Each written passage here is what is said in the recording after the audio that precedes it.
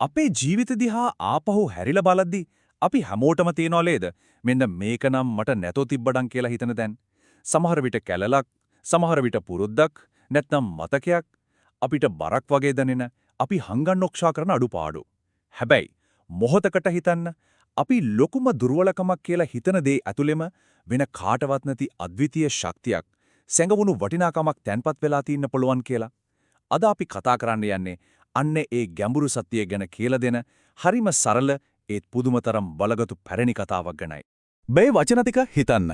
බලන්න ඔයා දිහා. ඔයාගෙන් කිසිම වැඩක් නැහැ. හදවත පසාරු කරගෙන යනවා වගේ නේද? අපේ මේ කතාවේ ගැටුම ඇවිලින්ද පටන් ගන්නේ තමන්ගේ පරිපූර්ණත්වය ගැන ලොකු උඩඟුකමකින් හිටපු මැටි කලයක මුවින් පිට වුණු අන්න ඒ කටුක විෂකුරු වචන වලින්. ඉතින් මේ කතාවේ ප්‍රධාන චරිත දෙකක් ඉන එකිනෙකට හාත්පසින්ම වෙනස්. එක පැත්තකින් ඉන්නවා අපි කියමුකෝ පරිපූර්ණ කලය. කිසිම පැල්මක් නැහැ, කිසිම දෝෂයක් නැහැ. එයාට බාර දෙන වතුර බින්දක්වත් අපතේ යවන්න නැතුව ගෙනියනවා. ඉතින් එයා හිටියේ තමන් ගැන ලොකු ආඩම්බරයකින් අනිත් අය දිහා පොඩි පහත් කරලා බලන ගතියකින්. අනිත් පැත්තේ ඉන්නේ අපේ කතාවේ හදවත. පොඩි පැල්මක් තියෙන කාලය. එයා කොච්චර උත්සාහ කළත් ගමනාන්තයට එද්දී ගෙනාපු වතුර වලින් භාගයක්ම පොළොවට කාන්දු වෙලා. මේ නිසාම එයා නිරන්තරයෙන් ජීවත් වුණේ තමන් ගැනම ඇතිවුණු ලැජ්ජාවකින් දුකකින්. දවසක් නෙමෙයි දෙකක් නෙමෙයි හැමදාම ගඟේ ඉදන් ගෙදරට එන මුළු ගමන පුරාම අර පරිපූර්ණ කලයේ නිന്ദා සහගත කතා දිගින් දිගටම ඇහෙන්න ගත්තා. එකම දේ නැවත නැවත ඇහෙද්දී ඒ වචන හිත ඇතුලේ පළපදියම් වෙනව නේද?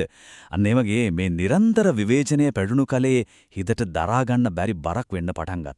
කෙනෙක් තමන්ගේ එකම එක අඩුපාඩුවක් දිහා විතරක් බලන්න පටන් ගත්තාම වෙන දේ හරිම භයානකයි නේද? ටිකෙන් ටික ලෝකයේ අනිත් හැමදේම අමතක වෙලා තමන්ගේ සම්පූර්ණ පැවැත්මම අර අඩුපාඩුව වටා ගොඩනැගෙනවා. අර පැලුණු කලයටත් තුනේ එකමයි. අර අනිත් කලයේ විවේචන ටිකෙන් ටික එයාගෙම හිතේ හඩ බවට පත් වුණා. එයා ඇත්තටම විශ්වාස කරන්න පටන් ගත්තා තමන් කියන්නේ කිසිම වටිනාකමක් නැති කැඩුණු දෙයක් විතරයි කියලා. අන්තිමේදී අවුරුදු ගාණක් තිස්සේ හිතේ හිර කරගෙන හිටපු ඒ දුක, ඒ ලැජ්ජාව තවත් දරාගන්නම බැරිම තැන ඒ පුංචි කලයේ තමන්ගේ අයිතිකාර කාරුණික ගොවියා ළඟට ගිහින් හරිම හෙමින් මෙහෙම කිව්වා. මට සමා වෙන්න. මම කැඩිලා. මගේ මේ පැල්ම නිසා ඔයාගේ මහන්සියෙන් භාගයක්ම අපතේ යනවා. ඒ වචන පිටුනේ හිතේ ගැඹුරුම තැනක තිබුණු වේදනාවත් එක්ක.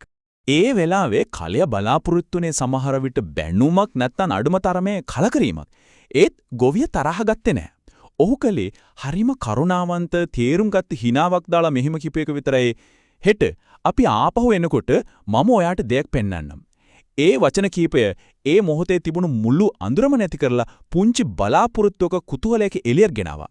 දැන් මෙතන තමයි මේ කතාවේ හදවතටම අපි එන්නේ.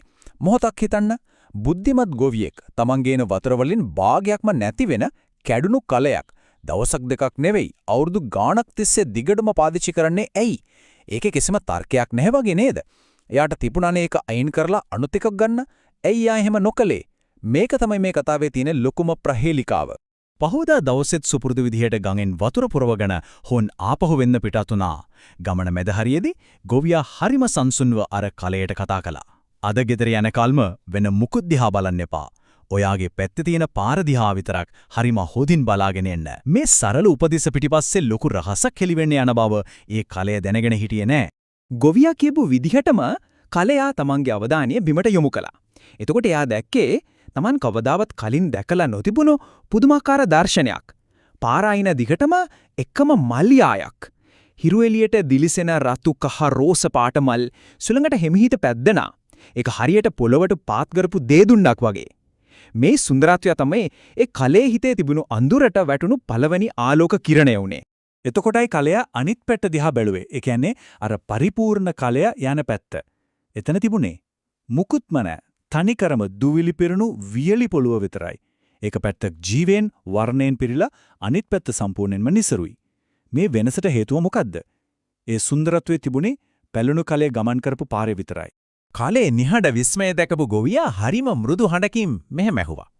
ඔයාට තේරුණාද මේ ලස්සන මල් ඔක්කොම පිපිලා තියෙන්නේ පාරේ ඔයාගේ පැත්තේ විතරයි. ඒ වචන වලින් ඒ මල්යායත් Tamange පැල්මත් අතර තියෙන අදෘශ්‍යමාන සම්බන්ධය ගැන කලයට පළවෙනි වතාවට ඉඟියක් ලැබුණා.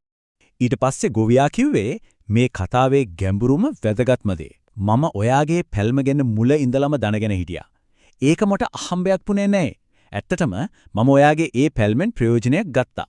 මම මේ පාර අයිනේ මල්ලට හිටෙව්වේ ඔයාගේ ඒ පැල්ම තියෙන බව දන්න නිසාමයි. හිතන්න, ඒ කියන්නේ කලය අවුරුදු ගාණක් තිස්සේ ලැජ්ජා වෙච්ච හංගන්න උත්සාහ කරපු ඒ අඩුපාඩුව ඇත්තටම ගොවියාගේ ලස්සන සැලැස්මක කොටසක් වෙලා. හැමදාම අපි මේ පාරේ ආපහු ගෙදර එනකොට ඔයාගෙන් කාන්දු වුණු වතුර බින්දු වලින් ඔයා නොදැනුවත්වම අර මල්ලට වලට ජීවය දුන්නා. අන්න එතකොටයි කලයට සම්පූර්ණ සත්‍යය අවබෝධ වුනේ. තමන්ගේ ලොකුම අසාර්ථකත්වය ලොකුම ලැජ්ජාව කියලා හිතාගෙන හිටපු දේ, ඒ කියන්නේ තමන්ගේ පැල්ම ඇත්තටම මේ පුදුමාකාර සුන්දරත්වයක් මවපු ආශිර්වාදයක් වෙලා.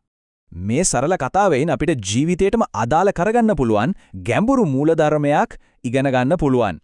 අපි ඒකට කියමු පැලුණු කලයේ මූලධර්මය කියලා.